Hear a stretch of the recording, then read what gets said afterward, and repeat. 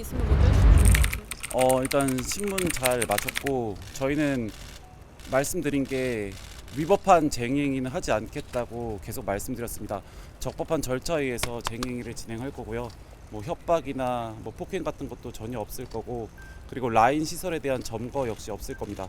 저희는 사무실 점거만 진행할 예정이고 이 점을 충분하게 이해해 주셨으면 좋겠습니다. 혹시 사측이 오늘 추가로 강조하신 내용도 있을까요?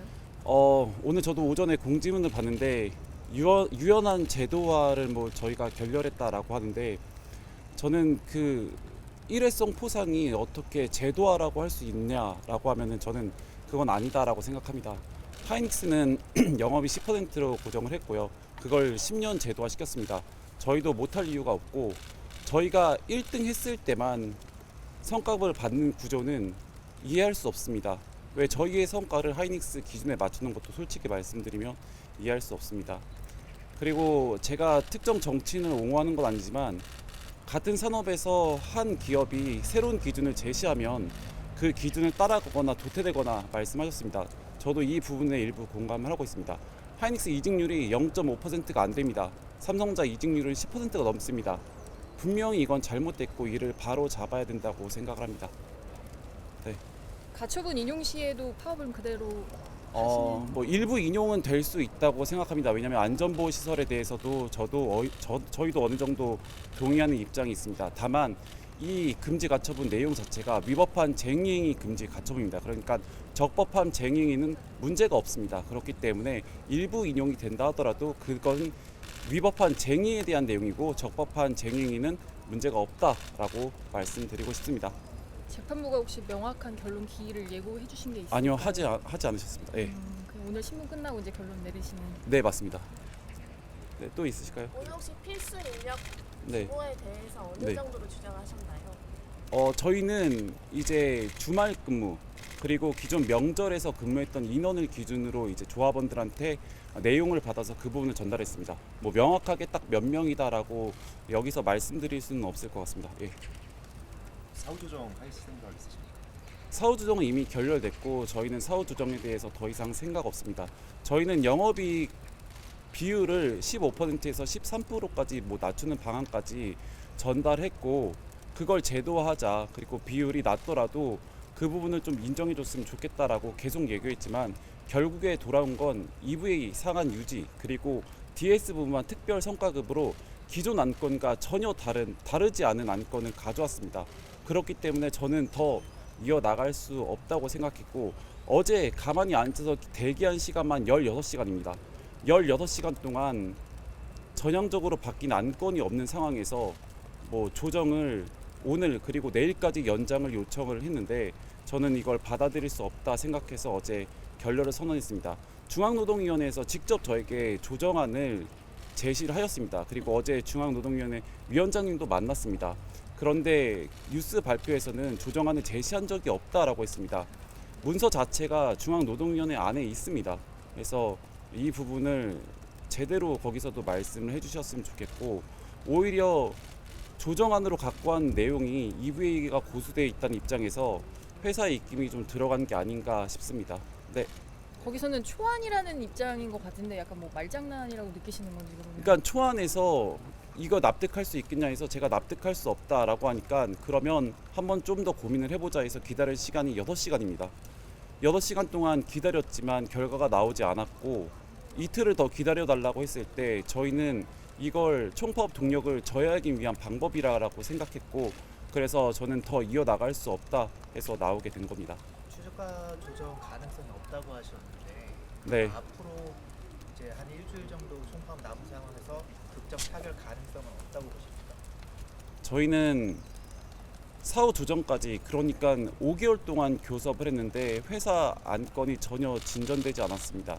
그래서 더는 조정에 대한 입장이 없고요. 회사가 파업이 문제 없다라고 공식적으로 얘기했고, 위법한 쟁의 금지 가처분 내용에서도 경영 성과는 직원의 성과와 연동이 안 된다고 얘기했습니다. 그렇기 때문에 회사의 말대로라면 저희가 파업을 해도 문제가 없다라고 저는 사료가 되고, 저희 역시 문제 없이 잘 마무리하려고 생각하고 있습니다. 네. 오늘 오전에 생산 인력은 이제 협정 근로자에 포함 안 된다고 하는데 사측은 웨이퍼 변질은 막아야 되는 거 아니냐 그거는 있어야 된다고 하는데 그에 대해서는 어떻게 웨이퍼 변질에 대해서 입장 차이가 있는데 제가 생산관리 업무를 8년 동안 했습니다. 그리고 라인에는 시설 점검이라고 해서 2년에서 5년 사이에 라인 전체를 셧다운해서 그러니까 라인 그 웨이퍼가 보관되어 있는 풋을 복도로 빼내는 작업이 있습니다.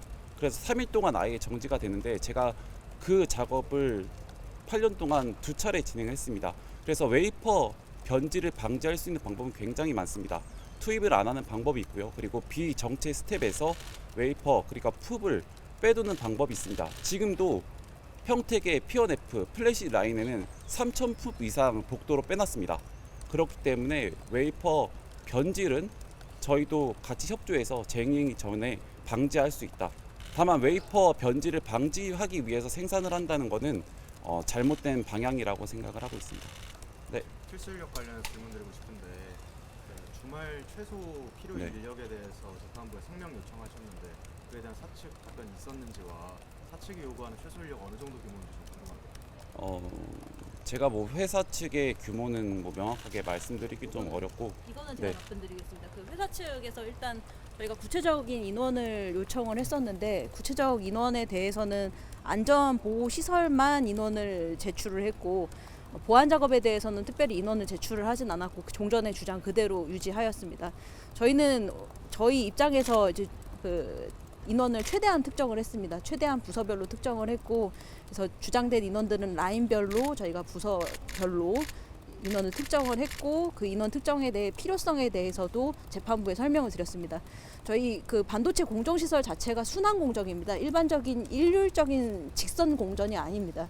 그래서 이전에 삼성 바이오로직스에서는 사건에서는 공정 특정 공정을 지정을 해서 그 공정에 해당하는 작업을 보안 작업이다라고 판시하였지만 이번에는 그렇게 하기는 조금 어렵습니다. 그래서 저희가 이런 부분들에 대해서 재판부에 충분히 설명드리면서 해당 부서와 그리고 필요한 작업 그리고 거기에 투입돼야 되는 인원의 수를 전부 다 특정을 해서 말씀을 드렸습니다. 네, 사측은 지금 사실 좀 저희가 실망스러운 부분이 그 부분입니다. 이 부분에 대해서 사가 저희보다 더 잘 알고 있습니다. 그럼에도 불구하고 인원 특정이 어렵다라는 주장만 반복하면서 별지 기재를 보셨는지 모르겠습니다만 별지 기재를 살펴보게 되면 사실상 모든 부서의 모든 직원들이 다 포함되어 있습니다. 이걸 이렇게 만약에 재판부가 결정을 하시게 되면 이 결정 이후에도 노사는 이 부분에 대해서 몇 명의 인원이 어떻게 근무를 할 것인가에 대해서 다툴 수밖에 없는 상황이 발생할 수밖에 없습니다. 저희가 그래서 이 부분에 대해서는 조금 사측의 구체적인 주장이 있기를 이번에 바랬었는데 그런 부분들은 도출되지는 않았고 다만 안전관리 시설에 대해서는 인원 주장을 하셨고 안전관리 시설에 대해서는 사실상 그 총 인원을 기준으로 해서는 일부분이지만 이 총 인원이라고 하는 게 연차를 사용하거나 뭐 아니면 뭐 육아휴직을 쓴다던가 이런 부분들 빠지는 인원들을 전부 다 포함한 게 총 인원입니다. 그래서 정상 가동 인원을 기준으로 사실상 봐야 되는데 정상 가동 인원의 모든 100%를 다 주장을 했었습니다. 그런데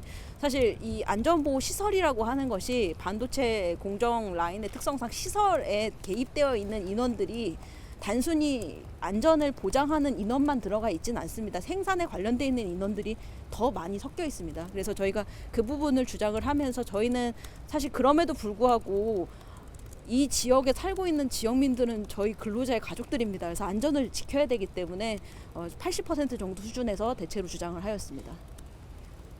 혹시 협정 노동자에 대해서 노사가 합의가 된 바가 있나요? 협정 근로자는 저희 반도체 생산 공정의 특이성 때문에 단체 협약상 규정되어 있는 장치입니다. 저희가 말씀드린 것처럼 이게 쟁의 활동 중에 반드시 필요한 작업이라던가 인원이라던가 이런 부분에 대해서 지금 법이 규정하고 있는 부분만으로는 이 특유 반도체 산업의 특유성을 다 포섭하기가 좀 어렵습니다. 그래서 단체 협약상 협정 근로자를 지정해서 두기로 그렇게 약속이 되어 있고 이거는 미리 되어 있었던 약속입니다. 그리고 저희가 이 사건 사실 가처분 신청을 저희가 할 가능성을 예측을 못했다라고 말씀을 드렸는데 그 이유는 사실 저희가 협정 근로자 관련해서 노사 간에 서로 간에 의견이 왔다 갔다 하는 중에 심지어 저희가 구체적인 문서상 답변을 드리기도 전에 이 가처분 신청이 이미 신청이 되어 있었던 상태였습니다. 저희는 좀 그 부분에 있어서 사측이 좀 섣불리 가처분 신청을 하신 거 아닌가. 저희가 얼마든지 합의를 할 수 있는 상황이었는데 이 부분에 대해서 저희 반도체 산업의 특성상 사실 재판부가 판단하시기가 많이 까다로운 부분들이 있는데 이 부분에 대해서 가처분 신청한 부분을 좀 저희는 이해하기가 좀 어려웠고 지금도 보안 자금이나 아니면 안전관리 시설이나 점거금지 시설에 대해서 노사 간의 합의가 이루어질 수 있다면 사실 가장 이상적이라고 생각을 합니다. 그런데 지금 현재 뭐 본안하고 이건 별도의 또 합의인 거고요. 저희가 쟁의 활동을 한다는 걸 전제로 해서 합의하는 거기 때문에 지금 이 노사 간의 그런 본 타결, 본협상 타결하고는 별도로 할 수 있는 이야기인데 다만 이 부분에 대해서는 사측에서 별도하는 말씀을 하시진 않고 있어서 좀 기대하기는 좀 어려울 것 같고 결국에는 재판부 판단을 저희가 기다려야 되지 않을까 그렇게 생각을 합니다. 저희는 재판부 판단하시게 되면 그 부분에 대해서 당연히 지킬 것이고 그 부분에 대해서는 불법한 쟁의 활동 하지 않겠다는 이야기를 재판부에도 반복적으로 말씀을 드렸습니다. 그 먼저 이야기가 있었는데 예, 맞습니다. 그 이후에 오늘이 있기까지 좀 노사 간에 관련해서 좀 이야기가 있었는지 궁금합니다. 이야기가 있었죠. 이야기에 전혀 없었습니다. 네. 뭐 다른 있을까요? 총파업 예상 인력이랑 그다음에 네. 좀 앞으로 더 불어날 것인지 예상. 제가 오늘 오전 대략적으로 확인해 본 인력이 4.2만 명 정도 됩니다. 저는 최소 5만 명 정도로 보고 있고요. 저희 요구가 관철되지 않았기 때문에 파업까지 선택하게 된 겁니다. 그래서 저희는 적법하게 그리고 정당하게 얻은 법적 권리인 만큼 저희도 충분히 행사할 수 있다고 생각합니다. 그래서 그런 부분을 잘 이해해 주셨으면 좋겠습니다. 마지막으로 그 성과급은 네. 쟁의 행위의 목적이 될 수 없다는 취지의 일각의 주장도 있는데 네, 그거는 이제 과거 이야기라고 저는 보고 있고 삼성전자 그리고 중앙노동위원회에서도 성과급이 뭐 대상이 될 수 있냐라고 제가 여쭤봤을 때 문제가 없다라고 얘기했습니다. 특히나 삼성전자나 하이닉스는 성과급 규모가 거의 임금 수준으로 높기 때문에 그 부분을 고려하지 않고 따지기는 어렵다라고 답변을 받았습니다. 그래서 만약에 그에 대한 문제가 있었다면 이미 그 전에 이게 불가능하다라고 답변을 받았을 건데 지금 그 부분은 문제 없는 걸로 알고 있습니다. 그 노동부 장관이 네. 대화가 중요하다, 대화를 계속 강조했는데 사측과의 대화는 어떻게 좀 앞으로 할지와 그 긴급조정권 발동에 대해서는 어떤 입장이 있으신지? 저는 긴급조정권 발동을 일단 생각하지는 않고 있습니다. 왜냐하면 뭐 저희도 이제 정부에서도 싸워서 쟁취하라라고 알고 있고 저희도 적법하게 싸우기 때문에 물론 이 규모가 크기 때문에 그런 데한 문제가 있다는 건 저도 일부 알고 있습니다. 근데 저희 요구는 변하지 않았거든요. 오히려 저희는 합의가 될 수 있도록 요구안도 더 낮췄습니다. 기존 조정에서 낮췄고 이번 사후 조정에서 낮췄습니다. 그런데도 제도화는 어렵다라고 하는 거는 저는 사실 납득할 수 없고 그렇기 때문에 이렇게 최종적으로 결정을 했고 추가적인 회사와 대화는 파업 종료까지는 고려하지 않습니다.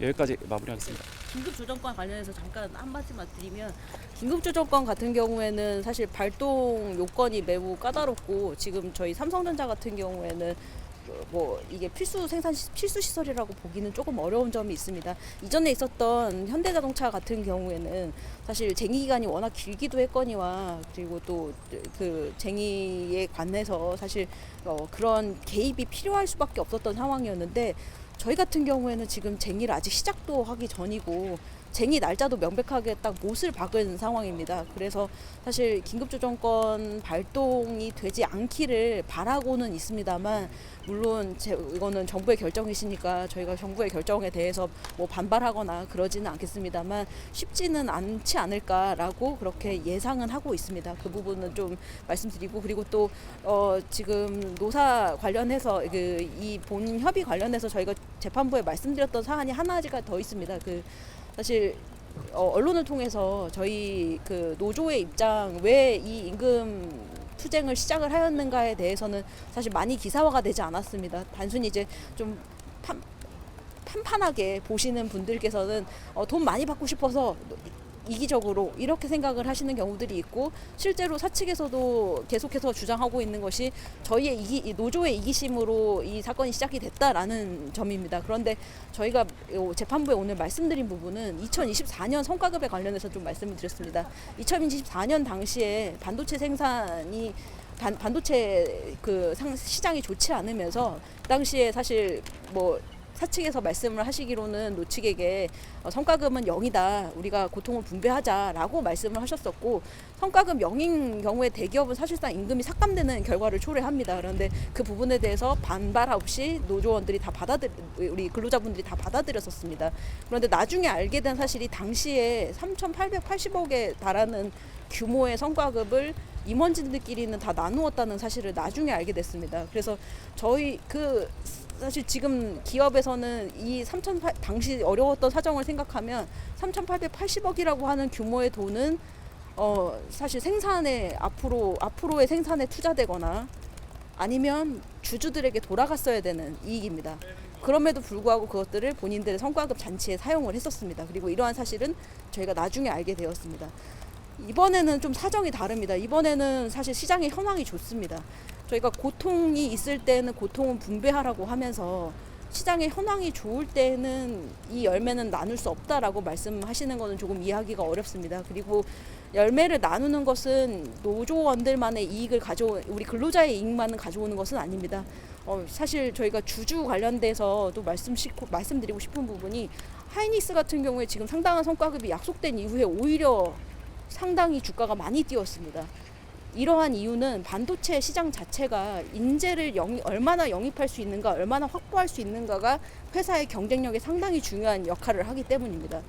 저희 지금 삼성전자는 앞서 저희 위원장님께서 말씀 주셨지만 지금 현재 퇴사율이 좀 많이 높습니다. 경쟁 기업에 비해서. 정확한 퇴사율은 저는 모르지만 퇴사율이 높은 상황이고, 지원율도 상당히 인재 지원율도 떨어지고 있는 상황입니다.